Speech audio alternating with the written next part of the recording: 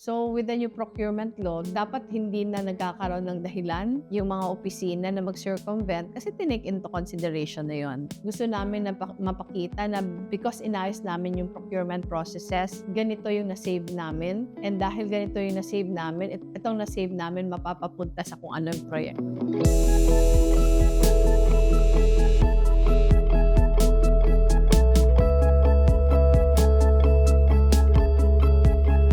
Dito kasi sa Naga, when I took over, isa sa mga pinaka-problematic namin na mga proseso yung procurement talaga. Aminado naman yung karamihan sa mga tao dito na marami talaga yung pag-circumvent ng procurement process. Dahil nga, ang resistance nandun sa sobrang tagal, sobrang mabagal, kailangan pa maghintay. Halimbawa yung publication, ang tagal-tagal. Tingin ko kasi, in a way, tama sila na mabagal talaga masyado pag proseso ng gobyerno. Tapos ako naman yung sarili kong resistance, parang comfortable na tayo sa bureaucrat.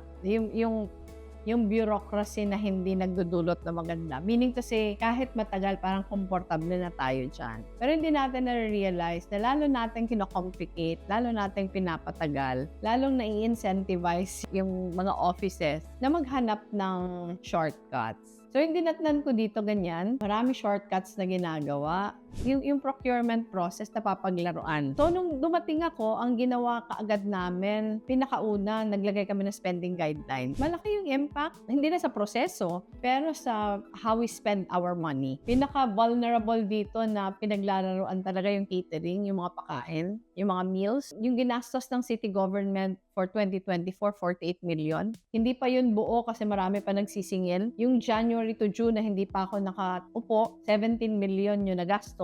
Wala pa doon yung mga nagsisingil. Pero when we instituted the spending guidelines nung July, yung in almost 4 months, 2 million pesos. A little over 2 million pesos lang. So yung discrepancy, grabe. Anong gustong sabihin nito as far as governance is concerned? Meaning to say, mas maraming pera yung para sa programa. Mas maraming pera na mapupunta sa mga bagay na intentional kung bakit ginagastos. Yung na-prove namin, kaya naman. Tapos yung bagong procurement law, yung 12009, talagang ina-address niya yung mga problema nung dating procurement law. Halimbawa yung threshold na from 1 million, ginawa niyang 2 million. I think malaking bagay yun. Kasi nung 1 million pa siya, marami ako nakikita nagsisplitting para lang mapabilis. Paminsan hindi naman masama yung intention, pero para mapabilis niya lang yung proseso, sinisplit yung contract. Pero ngayon na mas reasonable na yung threshold, wala nang dahilan yung mga opisina para mag-splitting pa. Malaking bagay yung community procurement kasi wala talagang laban yung mga maliliit sa dating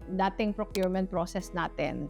Ano dapat laging lowest bidder. Pag lowest bidder, talaga nakikinabang yung mga lalaki. At dahil sila yung may capacity na ibaba because of the quantity that they buy, walang kalaban-laban yung small business owners. Ngayon na allowed na yung community procurement, nakakabili na kami sa mga farmers directly, nakakabili kami sa mga co-ops, yung mga maliliit na co-ops directly. Totoo, hindi siya most of the time pinakamura, pero yung social impact naman nito mas malaki. And kaya very appreciative tayo sa 12009 kasi it takes into consideration the realities on the ground. Talagang yung pakikibaka araw-araw sa procurement. Parang yung mga lessons niya na paloob naman dito sa bagong law. Pag sundin siya, sana hindi i-complicate yung proseso. Paminsan kasi nakaka-nervyos din pag may mga bagong memorandum circular na lalong mako-complicate sa proseso. Counterproductive siya in the sense na yung mga tao naghahanap ng mas madaling paraan. So with the new procurement law, dapat hindi na nagkakaroon ng dahilan yung mga opisina na mag-circumvent kasi tinake into consideration na yun.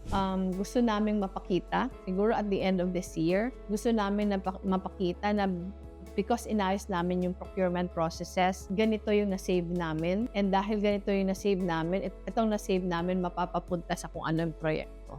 Mas mabuti kasi na-visualize ng tao. Kasi most of the time, pag konsepto lang siya, hindi masyado na-appreciate. So gusto namin dito ipakita na yung good governance, nagtatranslate siya to better services to the people.